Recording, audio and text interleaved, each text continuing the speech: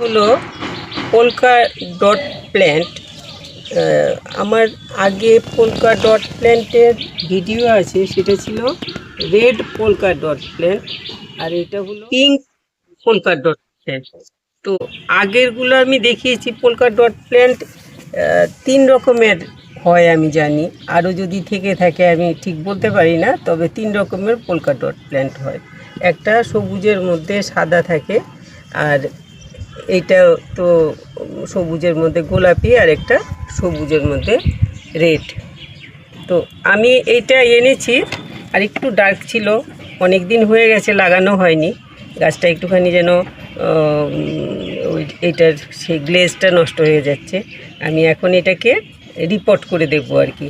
তো রিপোর্ট করতে polka dot প্ল্যান্টের মেইন যে ব্যাপার সেটা হলো মাটিটা ওয়েল ড্রেনড মাটি লাগবে, মানে জলটা একটু মাটিটা ভিজা ভাব থাকতে লাগবে, কিন্তু জল জমে থাকতে পারবে না।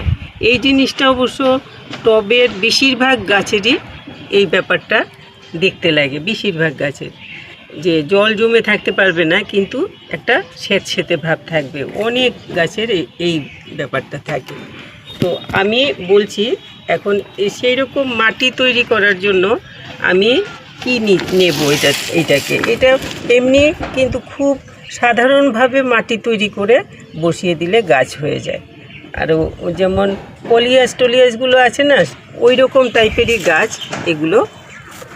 সাজানোর জন্য ছাদ সাজাতে হয়, বা বাড়ির সামনা, বারান্দা, করিডোর, যে কোনো জায়গায় রাখলে পরে খুব সুন্দর ঝোপ হয়ে খুব সুন্দর হয়।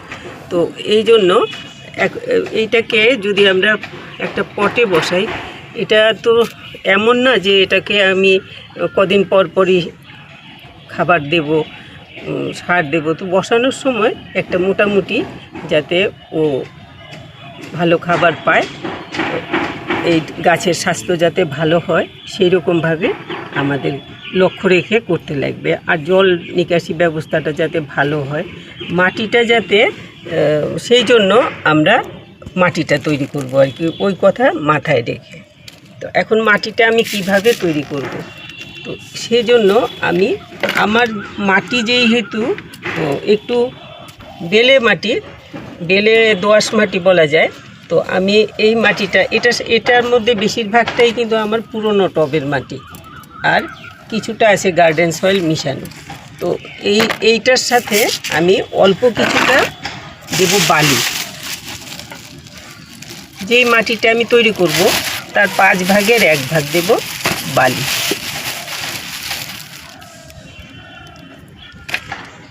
বালিটা দিলাম, আর এইরকম 1 ভাগ দেব কোকোপিট।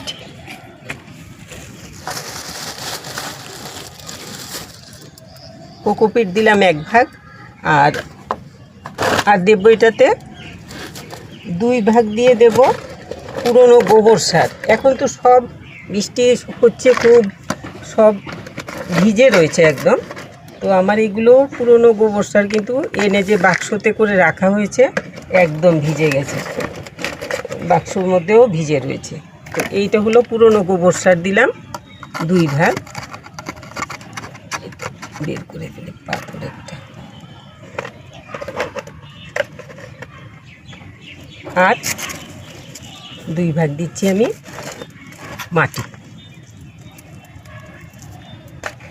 মাটিটা একদম ভিজা।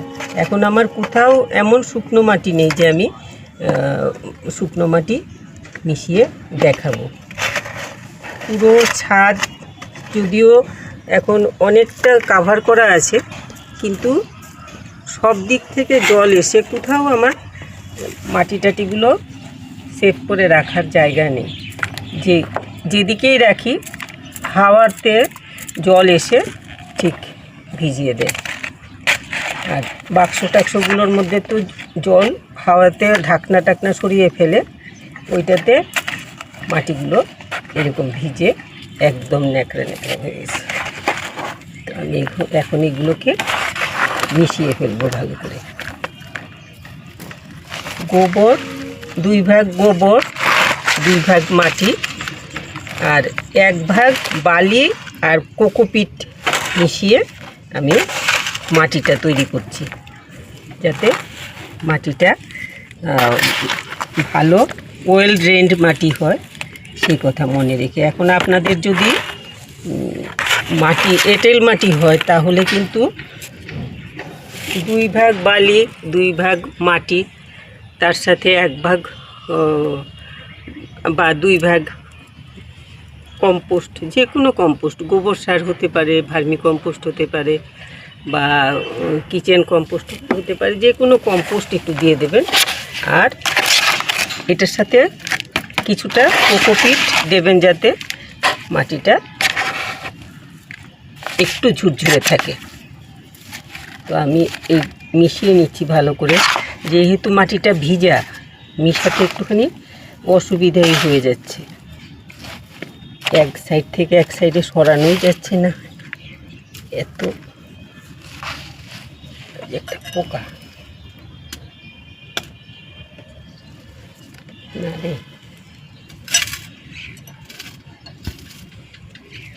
তো এখন আমি গাছটা আগে বের করে রাখি।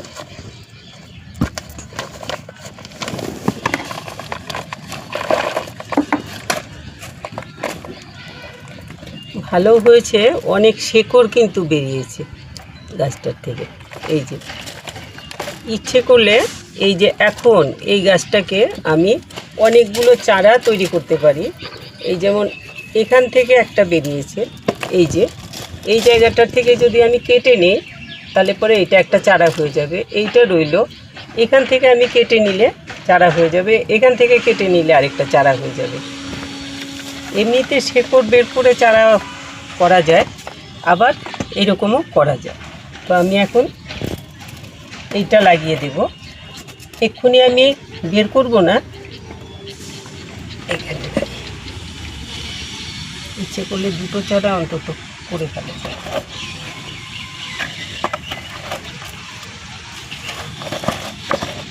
তলায় একটুখানি ফুটোগুলো একটু ইটের টুকরো দিয়ে নিচ্ছি, যাতে জলটা ফ্রিভাবে বেরোতে পারে। ইটের টুকরোগুলো দিয়ে নিচ্ছি ভালো করে, যাতে ফুটোগুলো ঠিকঠাক থাকে, জল বেরিয়ে যেতে পারে। এখন আমি এগুলোর ওপরে একদম মাটিগুলো ভিজে একেবারেই খারাপ হয়ে রয়েছে, বেশি মাটি দেওয়া যাবে না।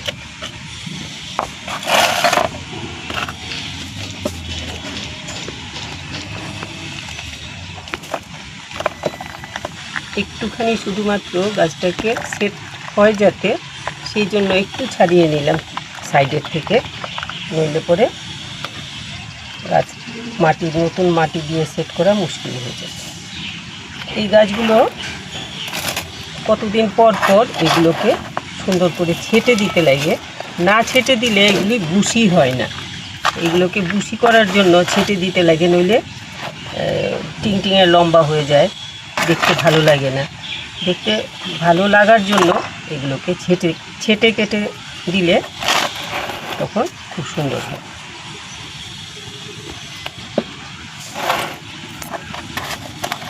ভালো করে মাটি দিয়ে শিকড়গুলো ঢাকা দিয়ে দিতে লাগবে।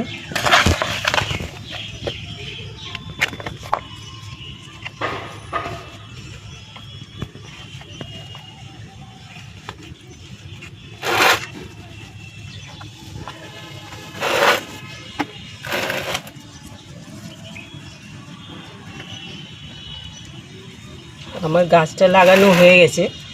এখন এইগুলো এমনিতে আর বিশেষ কিছু সারটার এক্ষুনি দেওয়ার কোনো প্রয়োজন নেই, কিন্তু যখন নাকি গ্রীষ্ম তারপরে বসন্তকাল বা গ্রীষ্মকাল, এইসব সময়গুলোতে একটুখানি অল্প সার দিয়ে দিলে গাছগুলো একটুখানি সতেজ হয়ে ওঠে। আরেকটা জিনিস হলো, একটু ফাঙ্গিসাইড একটু স্প্রে করতে লাগে। ফাঙ্গিসাইড কি বলবো, ফাঙ্গিসাইড ছাড়াও আছে, যেমন এইগুলোতে এই যে কি লেদা পোকা বলে বোধহয় এগুলোকে, এই যে ইয়েতে হয়, লঙ্কা গাছে হয়, টমেটো গাছে হয়, পাতাগুলো কুকড়ে ফেলে। এই যে এটাতে কিন্তু অলরেডি হয়ে গেছে, আমি কোথায় দেখেছি। এই পাতাটা আমি কতটুকু ছিঁড়ে ফেলেছি, পুরোটাই ফেলে দেওয়া দরকার। না ফেললে পরে এগুলো জার্ম পুরোটা গাছে ছড়িয়ে যায়, ভীষণ তাড়াতাড়ি ছড়ায় এগুলো। এগুলো পাতার ভেতরে, একদম ভেতরে ওয়ার্ম জাতীয় পোকা আর কি, এগুলো কিন্তু ভীষণ তাড়াতাড়ি স্প্রেড করে। আর এগুলো কাছাকাছি কোথাও ফেলবেন না, একদম দূর করে ফেলে দেবেন গাছের গোড়ায়, যাতে যেই পাতাটা ছিঁড়লেন আপনারা সেই পাতাটাকে গাছের গোড়ায় ফেলে রাখবেন না, তুলে একদম বাইরে ফেলে দেবেন, যাতে কোনোভাবে গাছে কন্ট্যাক্টে না আসে আর কি, নইলে পুরো গাছকে নষ্ট করে ফেলে। আমি আরও দেখেছিলাম, ভাবলাম দেখিয়ে ছিঁড়বো পাতাটা, আরেকটা পাতাতে দেখেছিলাম, এখন তো দেখতে পাচ্ছি না পাতাটা। ফেলে না দিলে পুরো গাছে ছড়িয়ে যায়, এগুলো খুব বাজে জিনিস। এই জন্য একটুখানি যারা অর্গানিক ইউজ করেন অর্গানিক, যারা ইনঅর্গানিক ইউজ করেন ইনঅর্গানিক স্প্রে করে দেবেন অন্তত 15 দিন পর পর বা 1 মাস পর পর। এই যে পেয়েছি পাতাটা, এই জিনিসগুলো কিন্তু খুব বাজে, পুরো গাছ নষ্ট করে ফেলে। তো আমি এই পাতা দুটো আলাদা করে রাখলাম, পরে ফেলে দেব। আর আর আর নেই, এটাতে থাকলে পরে একটার থেকে পুরো ছড়িয়ে যায়। একটা কথা বলে রাখি, আপনারা দেখবেন পুরোটা ভিডিও, আর ভালো লাগলে একটু লাইক শেয়ার করবেন, সাবস্ক্রাইব করবেন যারা করেননি। তো যেই কথা বলছিলাম তাহলে ভালো লাগবে আর কি, আমার একটু লাইক করে দেবেন। যেই কথা বলছিলাম, তাহলে পরে গাছগুলো একদম পুরো রোদে রাখবেন না, ডাইরেক্ট সানলাইট কিন্তু এগুলো নিতে পারে না, পাতাগুলো পুড়ে যায়। সেই জন্য সূর্যের আলোটা ইনডাইরেক্ট আসে, যেমন জানলা দিয়ে আসে বা বারান্দায় রাখলেন আলোটা পাচ্ছে, কিন্তু পুরো আলোটা পাচ্ছে, কিন্তু ডাইরেক্ট আলোটা এটার উপরে পড়ছে না। এরকমভাবে জায়গাতে রাখলে তখন গাছগুলো খুব ভালো হয়। আর গোড়াটাতে একটু স্যাঁতসেঁতে থাকতে লাগবে, কিন্তু জল জমে থাকতে পারবে না, এই জিনিসটা হলো সবচাইতে বড়। আমি এখন এটাতে একটুখানি জল দিয়ে দিচ্ছি, বেশি জল দেবো না, কারণ মাটিটা একদম ভিজা দেখেছেন আপনারা নিশ্চয়ই। তো আমি অল্প করে জল দিয়ে দিলাম, গাছটা একটুখানি নাড়া পড়েছে এই জন্য। এইভাবে করলে পরে এইগুলো দিয়ে কিন্তু অনেক সুন্দর করে সাজাতে পারবেন। ড্রয়িং রুমেও রাখা যায়, সুন্দর কন্টেনারে রাখলে পরে সাজিয়ে গুছিয়ে সুন্দর করে এগুলো ইনডোর প্ল্যান্ট হিসেবে ইউজ করা যায়। জানলার পাশে যে জায়গা দিয়ে বাইরের আলো আসে সেরকম জায়গায় জানলার পাশে রাখতে পারেন, করিডোরে রাখতে পারেন, খুব সুন্দর লাগবে দেখতে। তো অনেক কালারের হয়, তখন আমার আরেকটা কালার আছে, ওইটা আমি দেখলে পরে একসাথে দুটো রাখলে, সাদা আর পিঙ্ক যেটা গোলাপি, এই দুটো একসাথে, বা লাল আর সাদা একসাথে রাখলে দেখতে খুব ভালো হয়। তো এইভাবে আপনারা করতে পারেন। কেমন লাগলো আপনারা একটুখানি কমেন্ট করে জানাবেন। আর এইগুলো আপনারা ঘর সাজানোর জন্য, যেই সময়টাতে ফুল থাকে না সেই সময়ের জন্য, বা ফুল থাকা অবস্থাতেও সবসময় তো আর ফুল ফুটে ভর্তি হয়ে থাকে না আমাদের, তো সেই জন্য এইগুলো দিয়ে আমরা খুব সুন্দরভাবে সাজাতে পারি। তো সবাই খুব ভালো থাকবেন। আর